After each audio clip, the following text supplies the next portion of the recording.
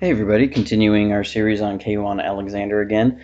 This time we're going to talk about the screen game. One thing, again, the reason I emphasize screen game is because that was something our linebackers really struggled with last year. So it's all about what does this guy bring to the table that is an upgrade over what we have. And it may seem like not a big deal, but we were burned really bad on some screens. There was like the Kansas City game. We had Kansas City in 3rd and 18 and we gave up a screen for 17 yards. The next play, it's 4th and 1. Andy Reid decides to go for it, and Patrick Mahomes runs for 2 yards. They end up scoring a touchdown on that drive. That's a huge play in that game because we had them dead to rights. They run a quick screen and get 17 yards. So here's an example of 3 examples of how Kwon Alexander performs in the screen game. It was pretty impressive. There was not really a time I saw him really out of position. When teams would run a screen to his side, he was there, and it was really good. So I'm just going to let this roll, and you'll be able to see. Atlanta's going to try and run a screen out here, and he's just there. He sees it, he understands it, and he goes and he makes a play.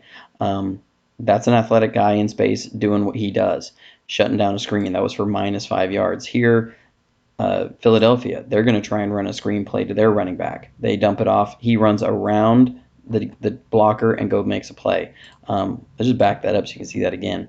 I forgot to spotlight where he is. Again, this is one reason I said when I said it in the forum at 49erswebzone.com that he really pops off the tape. You could just see from doing this that this guy shines. He pops off the tape because he's got a different kind of closing speed than most guys. He recognizes the screens really quickly, goes around the blocker, and goes and makes a tackle. That was for a 5-yard loss. And then here against the Bears. So this is 3 different teams all trying to run a screen, and we're going to see how this goes. The Bears were able to do a lot of things. They run the play action. He's sitting over here. He fights through this offensive lineman and makes a play. That's a pretty darn good player.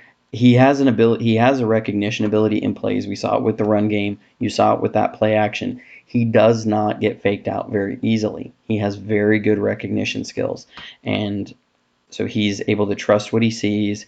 He understands what he's seeing. He sees this, understands there's a guard coming after him, fights through it, and prevents them from making a play. He's a very good screen game player.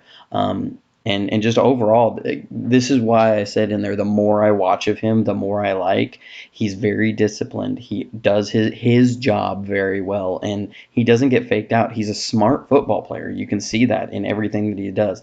The big knock on him, I would say, the one thing that I would have as a downside is that he sometimes is so quick or not bulky enough that in the middle he can get washed down, or he can get too aggressive in filling his hole and get pushed out of the way.